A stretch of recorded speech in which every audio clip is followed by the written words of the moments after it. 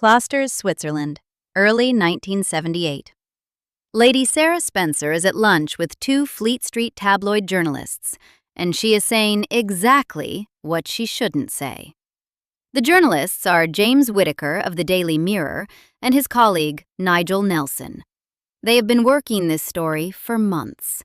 The heir to the throne, the eldest daughter of the 8th Earl Spencer, a romance the British tabloids had been running since the previous summer. Sarah had been photographed at polo matches in 1977, spotted at Windsor and Balmoral, pictured on these same Swiss slopes. The social arithmetic was irresistible to the press. Right family, right background, right age, right pedigree. Lady Sarah Spencer, born March 19, 1955, daughter of an earl, granddaughter of a baron, ticked every item on the checklist for a future queen. Whittaker later described Sarah as disarmingly frank. He noted that her head seemed to have been turned by the publicity. Over the course of the lunch, she talked freely. She described having thousands of boyfriends. She disclosed struggles with anorexia and alcohol in her late teens and early 20s, a history that Tina Brown and Sarah Bradford would later document in their respective accounts of the Spencer family.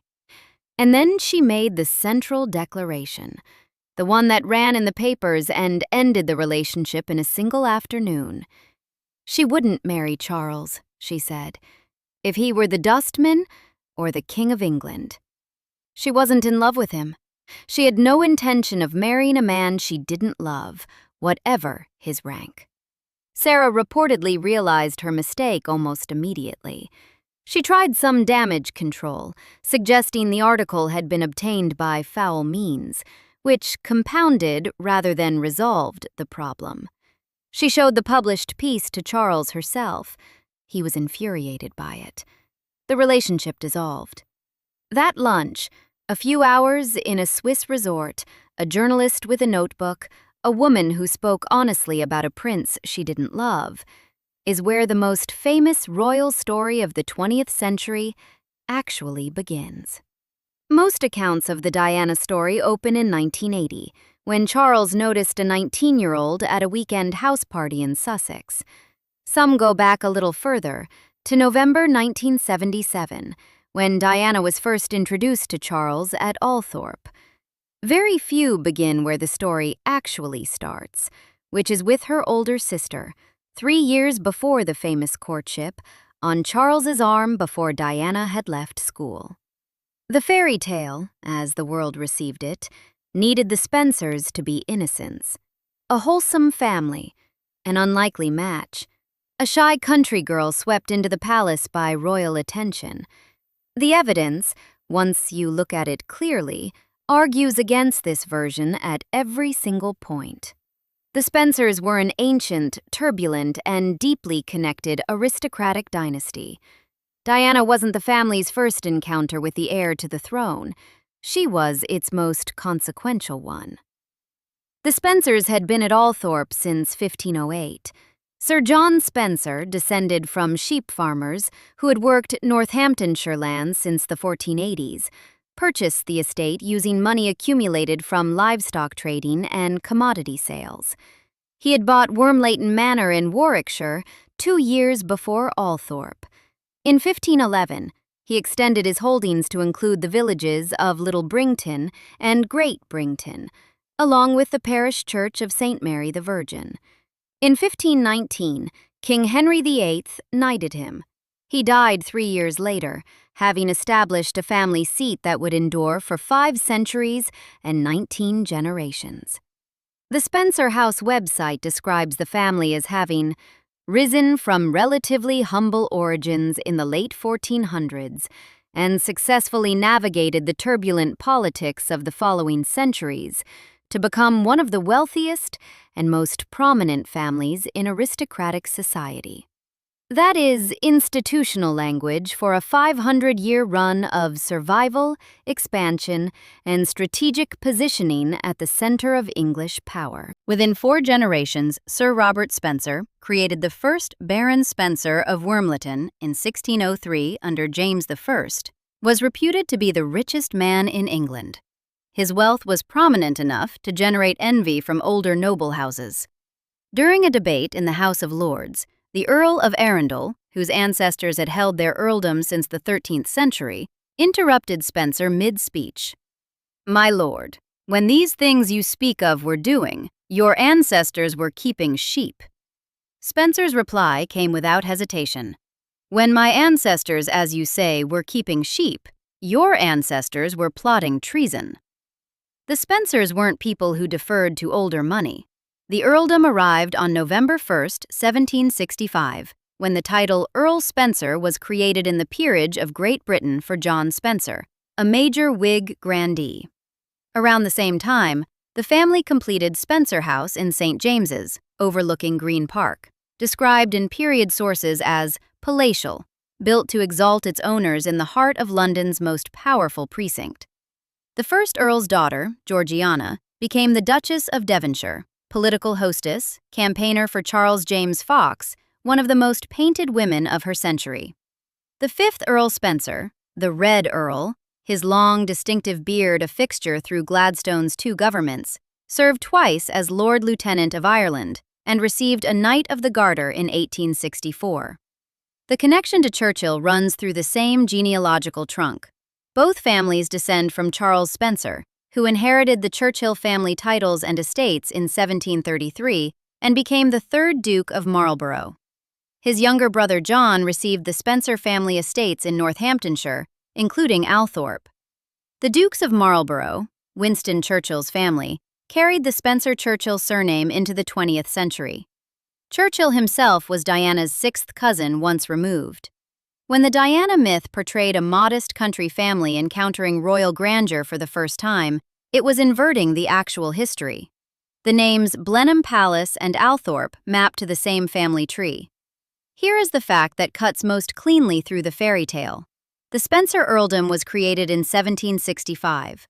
The House of Windsor adopted its name in 1917, when George V changed it from Saxe-Coburg-Gotha to shed the German associations of the First World War.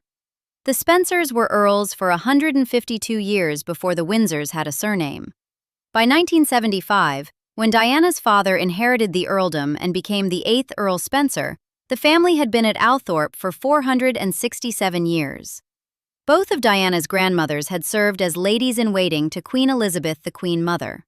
The Spencer children had grown up at Park House on the Sandringham estate, a house the Queen owned and leased to the family. Diana called the Queen Aunt Lilibet in childhood. She played with Princes Andrew and Edward as a girl. The distance between the Spencers and the Windsors was never a social gulf. It was a boundary between adjacent rooms in the same very large house. There were 3 Spencer daughters, and they were almost nothing alike. Lady Sarah Spencer, born March 19, 1955, was the one who filled rooms. Tina Brown, in the Diana Chronicles, recorded that Charles found in her a sparkiness and an irreverent wit, that they made each other laugh, that her manner was the kind that made silence feel improbable. Sarah Bradford, whose biography Diana remains one of the standard accounts, describes Sarah as widely rumored to be the cleverest of the Spencer children. She attended Riddlesworth Hall and then Westheath Boarding School in Kent, both institutions Diana would later attend, in different years and with considerably different academic outcomes, and she left with a social confidence that came from inside rather than from effort. After school, she went to London, found work, and entered the circuits of aristocratic social life with the ease of someone raised inside them. She was good company. She was outspoken. She was constitutionally unable to perform feelings she didn't have, which is both why Charles was drawn to her and why the lunch at Klosters went the way it did. Lady Jane Spencer, born February 11, 1957, occupied a different register entirely. Bradford, in Diana, characterizes her as the least assertive of the Spencer siblings. The Telegraph, drawing on people who knew all three sisters, describes her as sensitive and quiet, intelligent and well-read. A former Vogue editor who knew all three noted that Jane and Diana had remarkably similar voices, but character-wise, they were different. Jane passed 11 O-level exams at Westheath, a distinction that places her academic performance about as far above Diana's as Sarah's social confidence exceeded hers.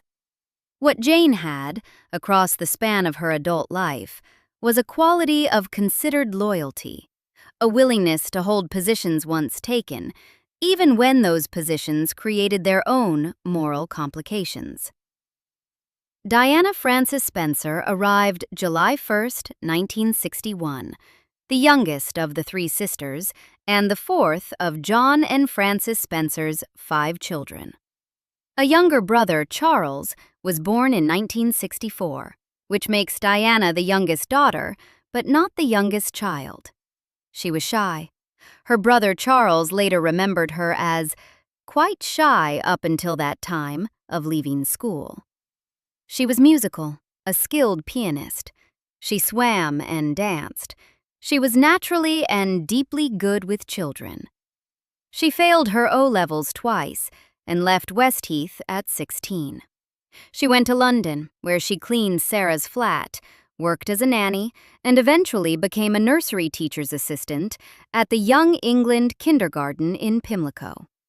The description she acquired through these years was good with children, which was both accurate and, in the aristocratic social calculus of the late 1970s, significantly less interesting than being witty, brilliant, or already attached to the right man.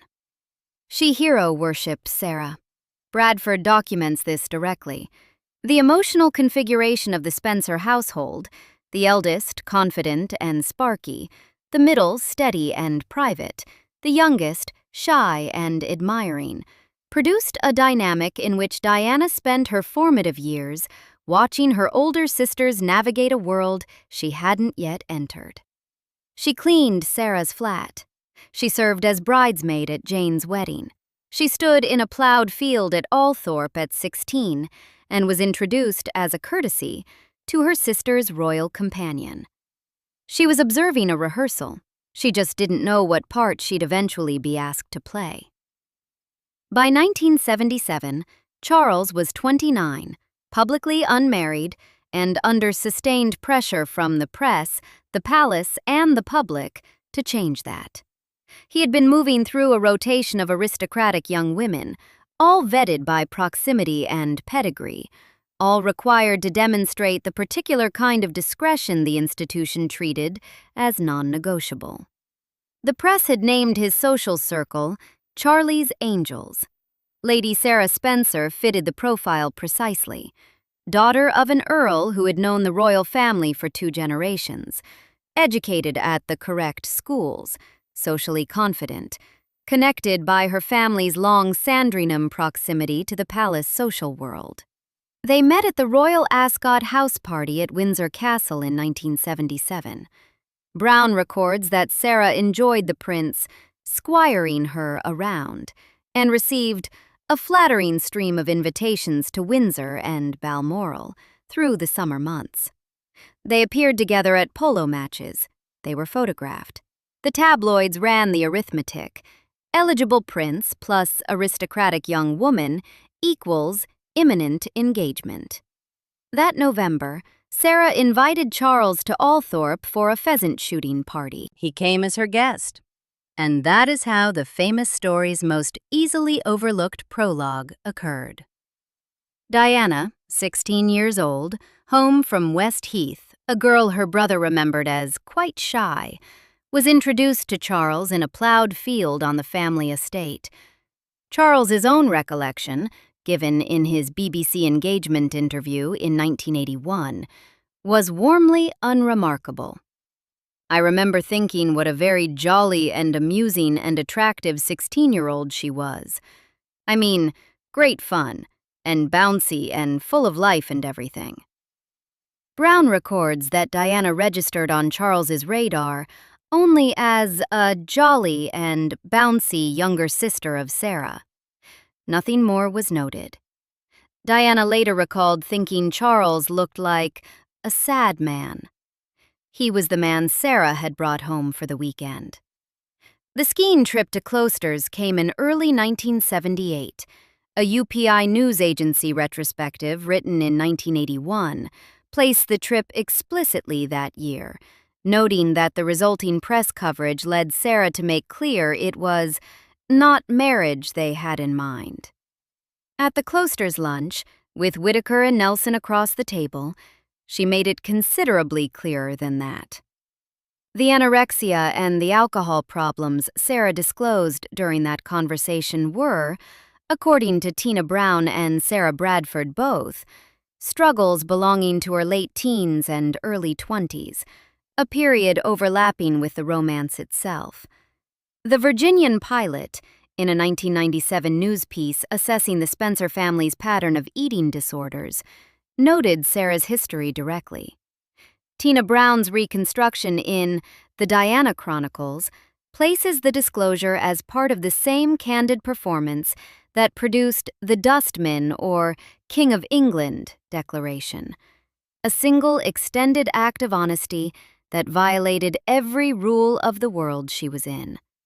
Brown records that Sarah realized her mistake as soon as the words were out of her mouth, and that she compounded the problem by attempting damage control, suggesting the interview had been obtained by foul means. Charles, shown the published article, was infuriated by it. The relationship dissolved. The biographers are right to flag the press incident as probably a final straw rather than a sole cause.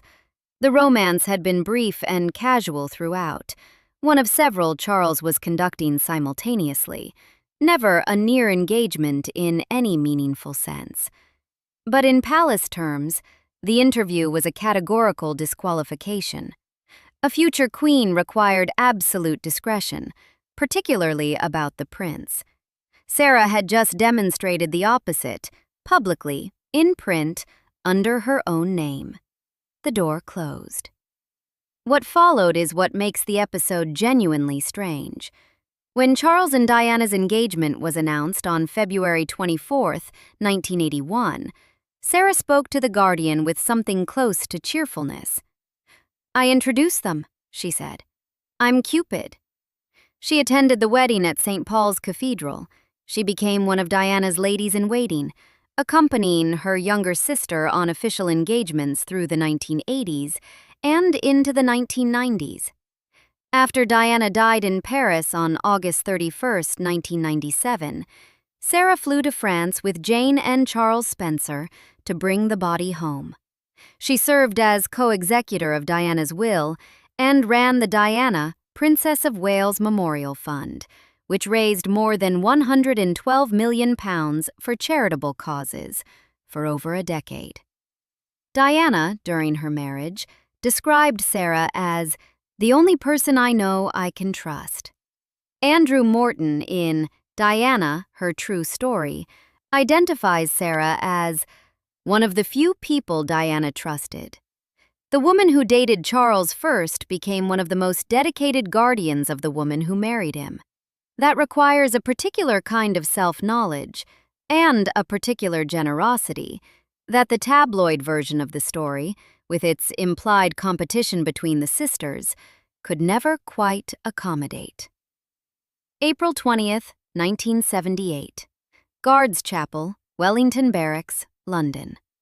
Lady Jane Spencer, 21 years old, walked to her wedding wearing the Spencer family tiara. Her groom was Robert Fellows, 36, already employed as assistant private secretary to Queen Elizabeth II since the previous year. Diana, still 16, served as bridesmaid. John Spencer, the 8th Earl, escorted his daughter to the ceremony. Photographs from the day show a composed young woman and a slightly younger Diana at her elbow, performing her bridesmaid duties at a wedding that, in retrospect, would matter more to the shape of her story than anyone present could have known. The date requires a moment's attention. This is April 1978, less than 3 months after the Klosters incident that ended the Sarah Charles romance.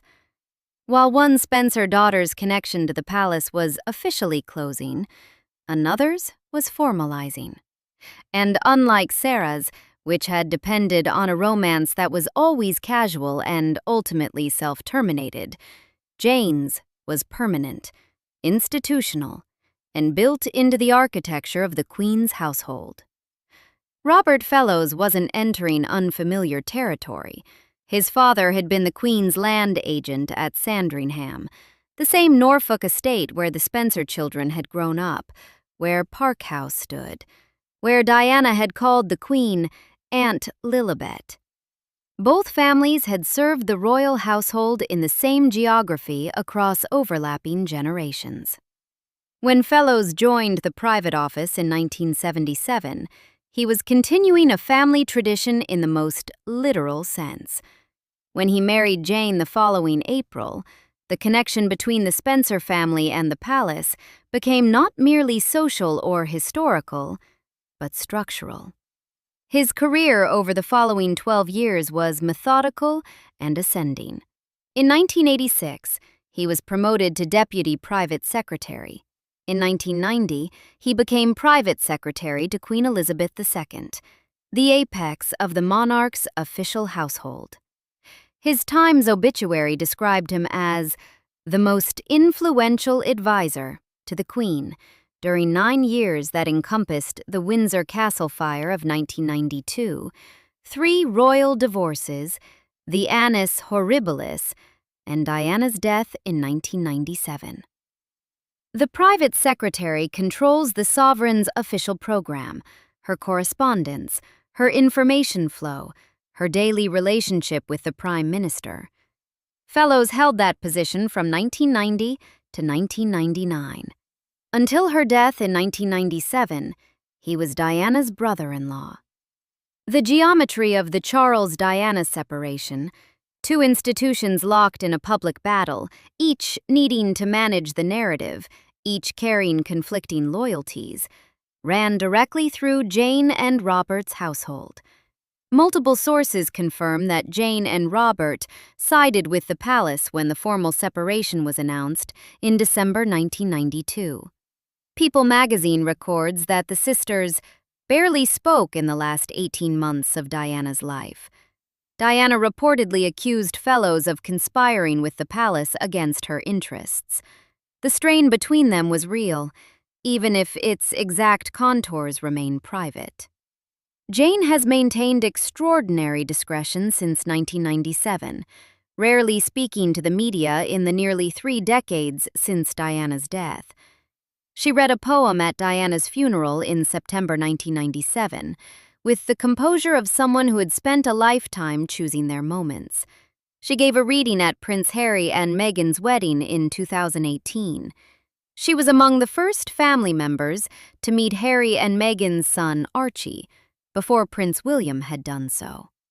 When Robert Fellows died on July 29, 2024, aged 82, leaving almost his entire £1.5 million estate to Jane, her brother Charles Spencer described him as exceptional and a total gentleman, saying he was deeply proud to have been his brother-in-law.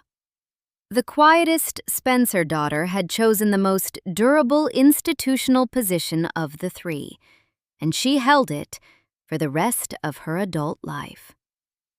By the time Diana married Charles in July 1981, a Spencer had been married to a senior palace official for 3 years.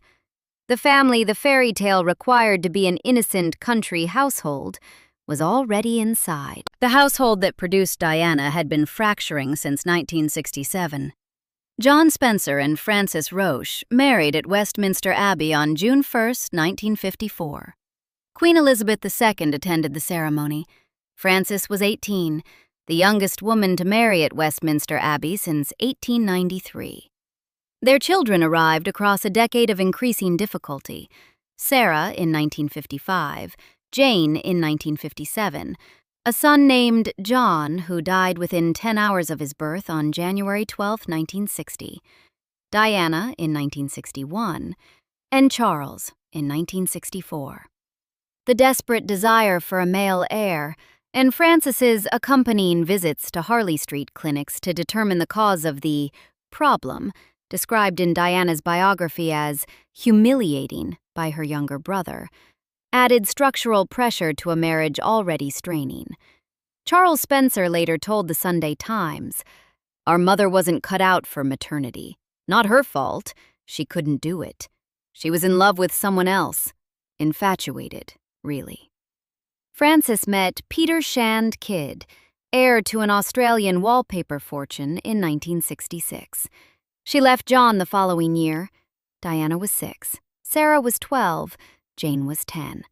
The two oldest sisters were at boarding school when the household came apart most sharply. Diana and her younger brother Charles were home. The divorce became absolute on May 2, 1969. John Spencer won full custody of all 4 children after a custody battle multiple sources describe as bitter and contested. The detail that makes this particular legal battle more than a private family matter, the detail that places it squarely inside the broader Spencer pattern of turbulence at the center of royal adjacent power, is who provided the decisive testimony: Frances's own mother. Ruth Roche, Baroness Fermoy, a confidant and lady-in-waiting to Queen Elizabeth the Queen Mother, testified against her own daughter in court.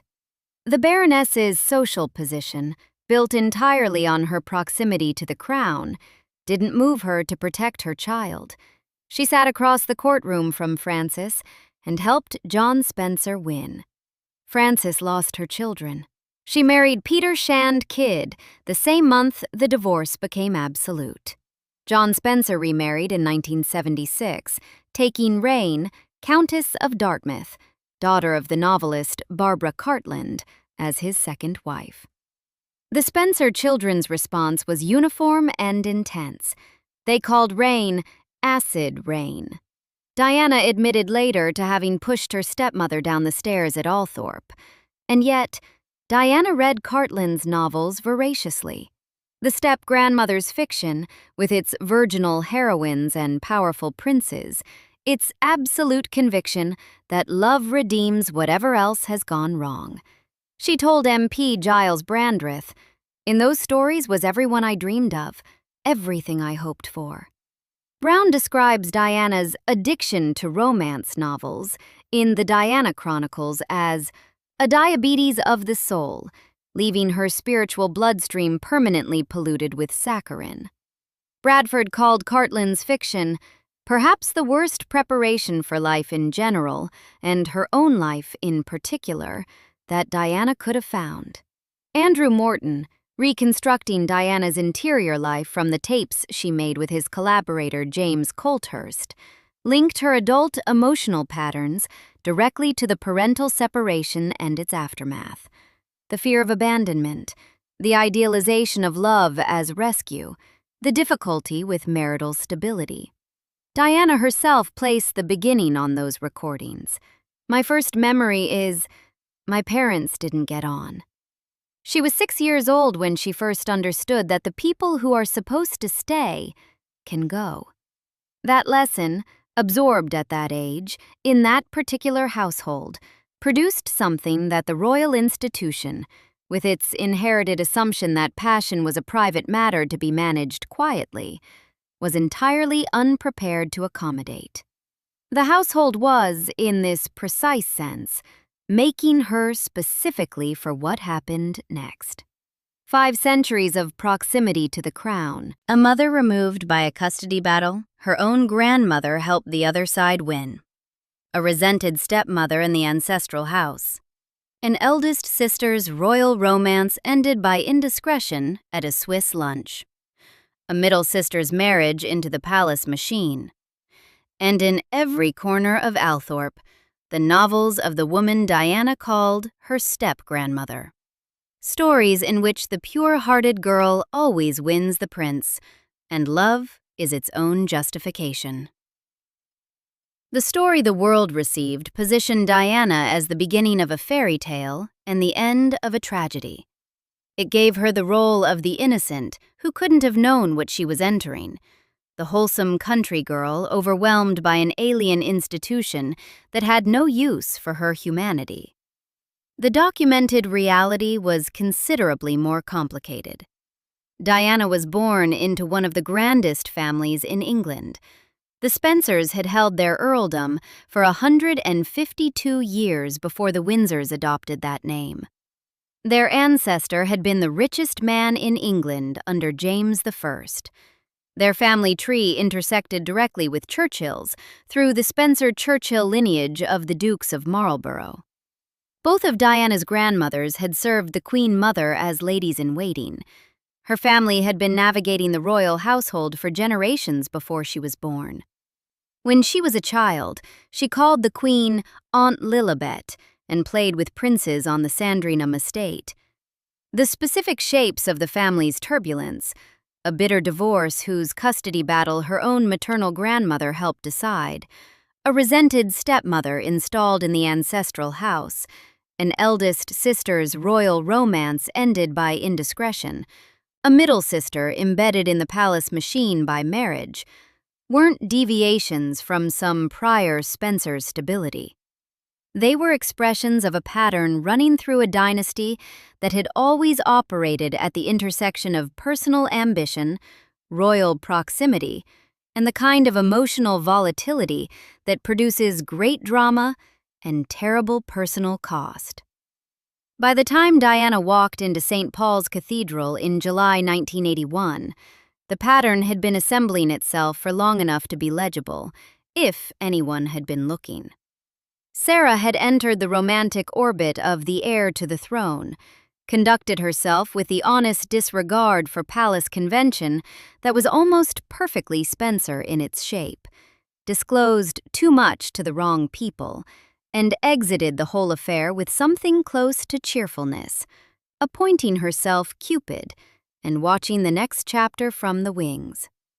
Jane had taken the more durable institutional route, marrying inside the palace machine at 21, and spending the rest of her adult life as the hinge on which the Spencer family's relationship to the crown quietly turned.